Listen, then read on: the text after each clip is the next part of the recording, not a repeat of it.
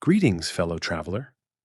I am the Wanderer, keeper of paths not taken.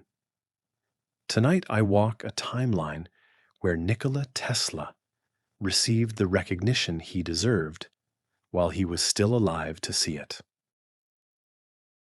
In our timeline, Nikola Tesla died alone in room 3327 of the New Yorker Hotel in January 1943. He was 86 years old, penniless, living on credit, his brilliant mind still working, but his ideas dismissed as the fantasies of an eccentric old man. He spent his final years feeding pigeons in the park and dreaming of inventions no one would fund. His funeral was attended by a few friends and admirers, but the world barely noticed his passing. Only decades later did history begin to recognize what it had lost, what genius it had allowed to die in obscurity. But there's another timeline, one where a single event in 1915 changed everything. In that year, the Nobel Committee announced they were awarding the Nobel Prize in Physics jointly to Thomas Edison and Nikola Tesla for their contributions to electrical technology. The newspapers ran headlines celebrating these two giants of invention sharing science's highest honor. In our timeline, this almost happened.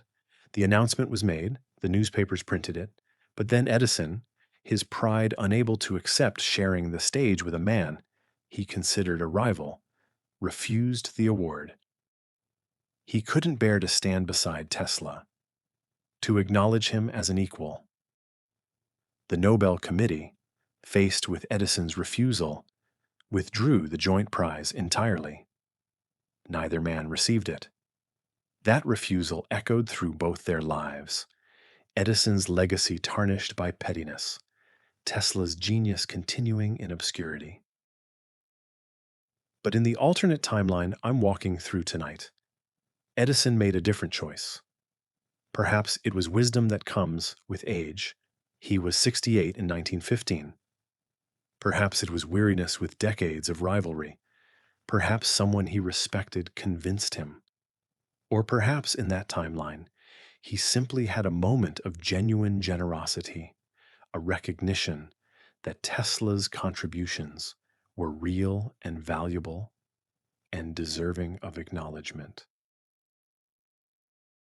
Whatever the reason, Edison accepted, and on a cold December day in Stockholm, the two men, still not friends, still not comfortable with each other but civil, respectful, stood on the same stage to receive the Nobel Prize in Physics. The photograph from that ceremony shows them standing apart, not looking at each other, each holding their medal. But they're there, together acknowledged equal. That moment changed Tesla's trajectory completely. Recognition from the Nobel Committee meant funding, credibility. Serious investors began taking him seriously again. His ideas for wireless power transmission, for radio technology beyond what Marconi had appropriated, for understanding electricity at a fundamental level. Suddenly, these weren't the fantasies of an eccentric. They were the work of a Nobel laureate. Banks that had refused him loans reconsidered. Industrialists who had dismissed him as impractical started listening. By 1920, Tesla had secured funding for a prototype wireless power station on Long Island. Not the failed Wardenclyffe Tower of our timeline, abandoned and torn down, but a properly funded facility with skilled engineers and adequate resources. The technology was difficult, certainly. Broadcasting power through the air was more complex than anyone had imagined. But with proper funding and support, problems that seemed insurmountable became merely challenging. By 1925, the system was operational. Not globally, not yet, but working across distances that made conventional power lines seem inefficient. Power could be transmitted to receiving stations dozens of miles away without wires. The technology was refined, improved, scaled up. Other engineers, inspired by Tesla's success, developed complementary innovations. By 1935, wireless power was becoming standard in major cities. Buildings were fitted with receivers instead of being connected to power grids. The infrastructure that Edison and Westinghouse had built with wired systems was being gradually replaced by technology based on Tesla's vision. It happened slowly. New technology always does. But it happened. In 1950, most of North America and Europe was powered by wireless transmission systems. But perhaps the biggest change wasn't technological, it was personal. Tesla lived to see his vindication. The recognition gave him purpose, resources, and most importantly, dignity. He continued inventing, continued pushing boundaries, continued teaching and inspiring younger engineers who would carry his work forward. In this timeline, Tesla didn't spend his final years alone and forgotten. He had a laboratory, assistants, funding. He published papers that were read and respected. Universities offered him honorary degrees. Engineering students studied his work not as historical curiosities, but as the foundation of their field. He still had his eccentricities, his obsession with the number 3, his discomfort with physical contact, his unusual habits. But eccentricity in a celebrated genius is considered charming. It's only in failure that eccentricity becomes evidence of madness.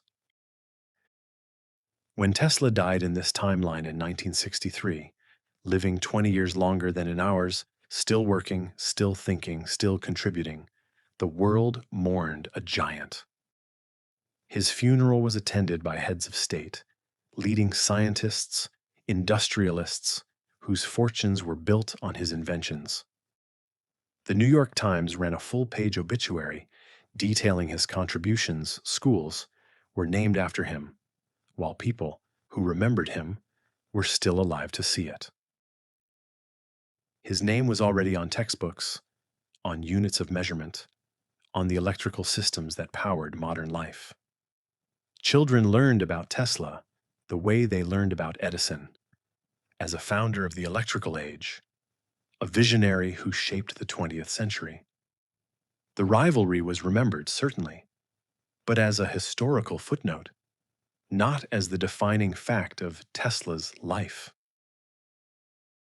The technology developed differently too. Without the bitter rivalry draining resources into patent fights and competing systems, without Tesla's best years wasted in poverty and frustration, electrical innovation moved faster. The collaboration, even if grudging, even if always somewhat distant, between Edison's practical, commercial approach and Tesla's visionary, theoretical thinking created better solutions than either man achieved alone in our timeline. Some things were slower to develop without the pressure of competition.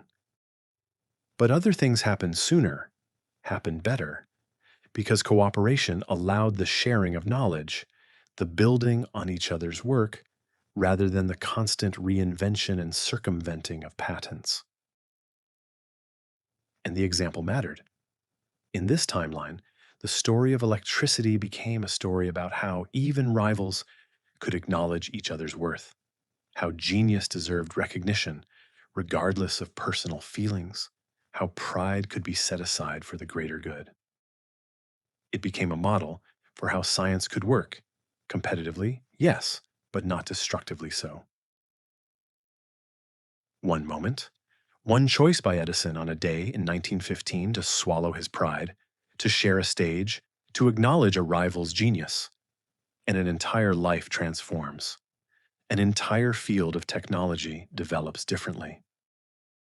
The 20th century's electrical infrastructure follows a different path. Tesla, gets to live in the world his brilliance helped create, rather than dying alone and forgotten, his genius only recognized by future generations who would never meet him, never thank him, never let him know that his work mattered. Sometimes the grandest alternate timelines turn on the smallest pivots, a choice to share rather than hoard, to acknowledge rather than diminish, to let generosity overcome pride. Thank you for joining me tonight in the Sleepkeeper's Library. If you enjoyed this tale, I hope you'll consider joining me here again soon for another walk among the paths not taken. Until next time, good night.